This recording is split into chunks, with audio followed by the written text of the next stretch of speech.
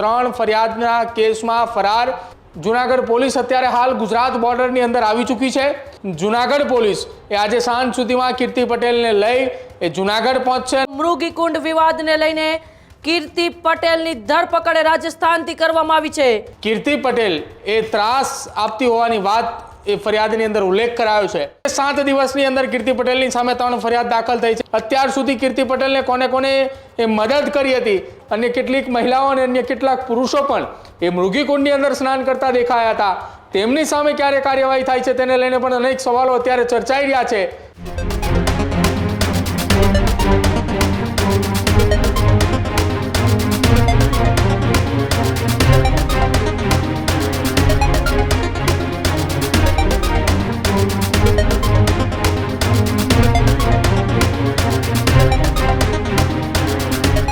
મૃગીકુંડ વિવાદને લઈને કીર્તિ પટેલની ધરપકડ રાજસ્થાનથી કરવામાં આવી છે।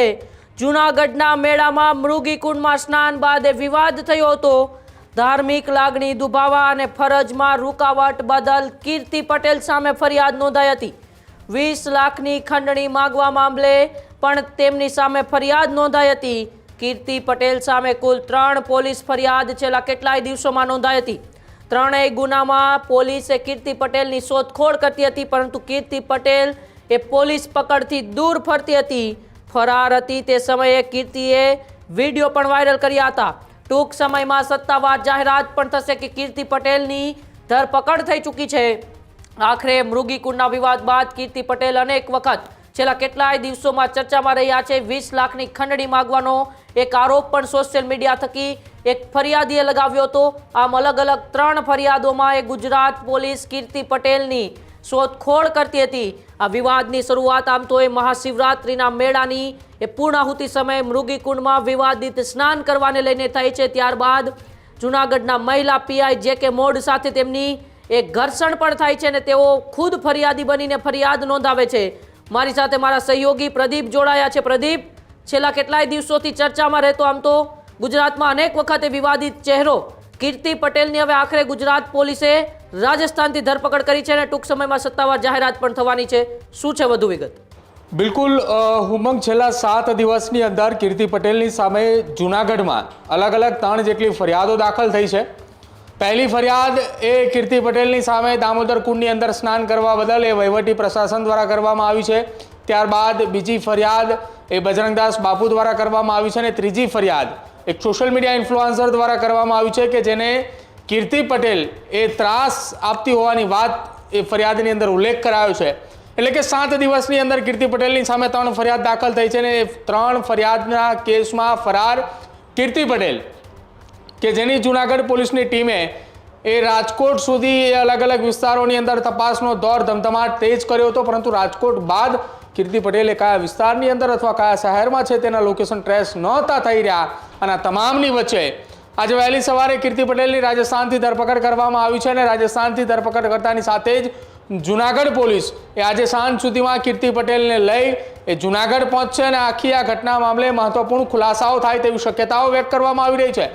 જૂનાગઢ પોલીસ કે જે રાજસ્થાનની અંદર કીર્તિ પટેલની ધરપકડ કર્યા બાદ તેને ગુજરાત લઈને જે રવાના થઈ ચૂકી છે કે જે જૂનાગઢ પોલીસ અત્યારે હાલ ગુજરાત બોર્ડરની અંદર આવી ચૂકી છે।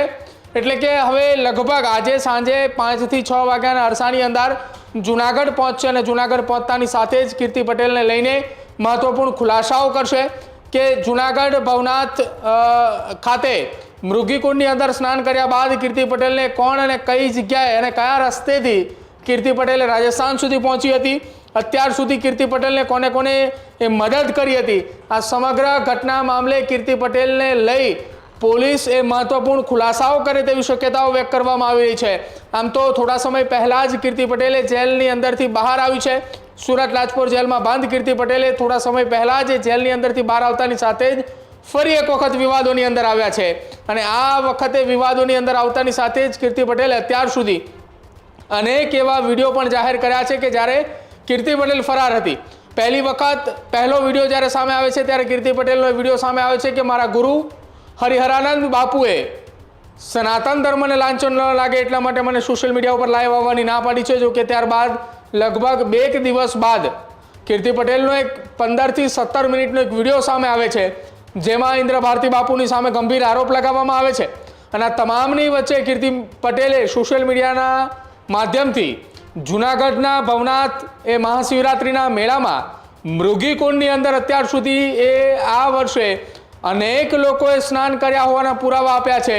હવે એ જોવાનું રહેશે કે કીર્તિ પટેલની સામે જે કાયદાકીય શકંજો કસાયો છે એ જ પ્રકારે અન્ય લોકોની સામે કાયદાકીય શકંજો ક્યારે કસાશે, કેમ કે રોજ કીર્તિ પટેલે સોશિયલ મીડિયા ઉપર અલગ અલગ લોકોના એ મૃગીકુંડની અંદર સ્નાન કરતા વિડીયો અને ફોટા એ તેના સોશિયલ મીડિયા પેજ ઉપર વાયરલ કર્યા છે. જો કે એ જ પ્રકારના વિડીયો સોશિયલ મીડિયાની અંદર ખૂબ વાયરલ થઈ રહ્યા છે. અને હવે જોવાનું રહેશે કે આ વાયરલ વિડીયો બાદ આવનારા સમયની અંદર જૂનાગઢ પોલીસ શું માત્ર કીર્તિ પટેલ સામે કાર્યવાહી કરે છે કે પછી પીઆઈ વરિયા કે જેઓએ જૂનાગઢની અંદર મહિલા પીઆઈ છે તેઓએ પણ મૃગીકુંડની અંદર સ્નાન કર્યું હતું. અને કેટલીક મહિલાઓ અને અન્ય કેટલાક પુરુષો પણ એ મૃગીકુંડની અંદર સ્નાન કરતા દેખાયા હતા. તેમની સામે ક્યારે કાર્યવાહી થાય છે તેને લઈને પણ અનેક સવાલો અત્યારે ચર્ચાઈ રહ્યા છે. જો કે આ તમામની વચ્ચે કીર્તિ પટેલને આજે સાંજે જૂનાગઢ પોલીસે જૂનાગઢ લઈને પહોંચશે, ત્યારબાદ સમગ્ર ઘટના મામલે જિલ્લા પોલીસની ટીમે ખુલાસો કરશે. અને તેમના ખુલાસા બાદ આવતીકાલે કદાચિત કીર્તિ પટેલને કોર્ટમાં હાજર કરવામાં આવે અને કોર્ટમાં હાજર કરાય એ દરમિયાન મહત્વપૂર્ણ ખુલાસાઓ થાય તેવી શક્યતાઓ પણ વ્યક્ત કરવામાં આવી રહી છે. કોર્ટની અંદર કીર્તિ પટેલ આ સમગ્ર ઘટના મામલે પણ વાત કરી શકે છે કે મૃગીકુંડના એ સ્નાનનો વિવાદ કે જેમાં ન માત્ર કીર્તિ પટેલે સ્નાન કર્યું હતું પરંતુ અન્ય કેટલા એવા લોકો હતા કે જેમણે પણ મૃગીકુંડની અંદર સ્નાન કર્યું હતું. તો તેમને લઈને શું આ પણ સવાલો કદાચ આવતીકાલે જ્યારે કીર્તિ પટેલને કોર્ટમાં હાજર કરે ત્યારે ચર્ચાય તેવી શક્યતાઓ વ્યક્ત કરવામાં આવી રહી છે. જી બિલકુલ, આભાર પ્રદીપ સમગ્ર માહિતી બદલ.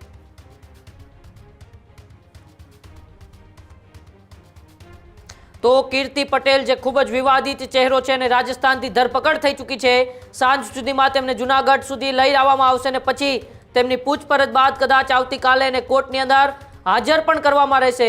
થોડા દિવસો પહેલા તેઓ જેલથી બહાર આવ્યા છે, પરંતુ ફરી વિવાદમાં આવતા જૂનાગઢ પોલીસે રાજકોટથી તેમની શોધખોળ શરૂ કરી હતી અને હવે છેક રાજસ્થાનથી તેમની અત્યારે ધરપકડ કરવામાં આવી છે. શું આગળ હવે તેમની ઉપર કાયદાકીય પગલાં લેવામાં આવશે તેમની ઉપર સૌ કોઈની નજર રહેલી છે.